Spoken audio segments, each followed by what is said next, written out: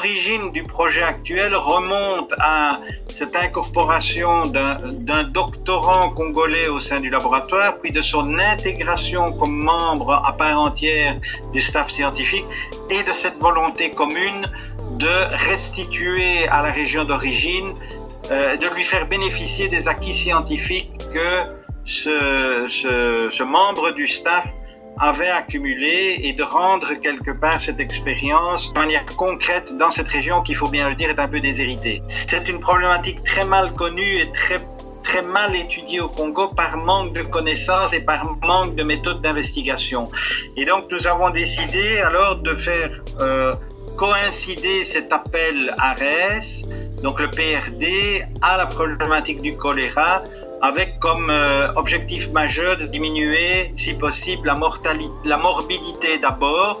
Tous les patients atteints de choléra ne meurent pas, heureusement d'ailleurs, mais la mortalité aussi, la faire diminuer, puisqu'il y a une certaine mortalité indéniable associée au choléra. Et on sait que ce choléra est un peu une pathologie oubliée là-bas au Congo, parce qu'ils ont d'autres fers au feu, l'Ebola, la tuberculose, il y a plein de maladies en fait.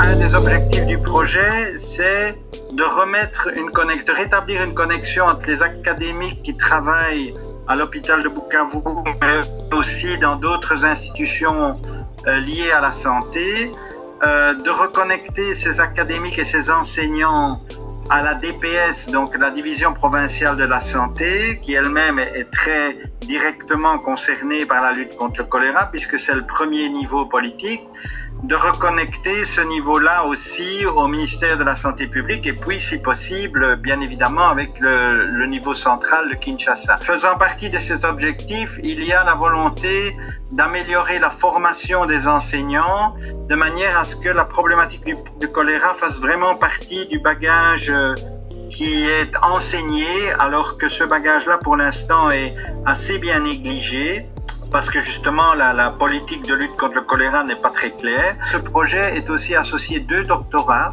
l'un plus biologie moléculaire, où on va, le doctorant en tout cas va avec nous aider à caractériser les souches de Vibrio choléra de manière génétique, l'autre étant plus socio-culturel et visant à mieux comprendre les facteurs environnementaux et socioculturels qui pourraient expliquer la persistance du choléra dans cette région. Il faut mieux comprendre et mieux caractériser la problématique du choléra avant de s'attaquer par des vaccinations, des stratégies thérapeutiques à ce problème-là. Il faut vraiment le comprendre et ça, c'est vraiment l'objectif majeur du projet.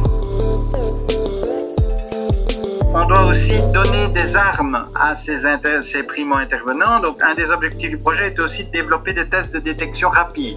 Ce n'est pas l'objectif final et ultime du projet, c'est juste un objectif qui doit les aider à avoir des méthodes d'évaluation rapide du choléra dans les échantillons, tant de patients qu'échantillons environnementaux qu'ils vont être amenés à processer. Et nous, au niveau du laboratoire, en Belgique, on va confirmer leurs tests et voir s'il y a des concordances entre les deux. Et là, il faudra voir qui a raison. Est-ce que c'est le laboratoire en Belgique ou est-ce que c'est eux là-bas sur place? Et donc ça permettra de rectifier le tir, ça permettra de discuter avec eux et d'améliorer vraiment le niveau et leur niveau de formation et de compréhension de ce qu'ils font. Et ensuite, un objectif ultime, c'est quand même aussi de caractériser ces réservoirs potentiels qu'on ne connaît pas. Donc ça, c'est de l'implémentation immédiate, c'est de savoir est-ce que finalement l'eau de boisson au Kivu, elle est contaminée, oui, non. Et l'origine de l'eau de boisson étant le lac, en grande partie, est-ce que le lac ou certaines régions du lac sont contaminées avec du Vibrio choléra, oui, non.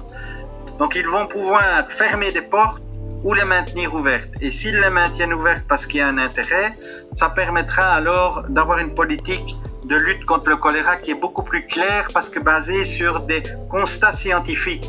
Pour l'instant, ces constats-là font défaut.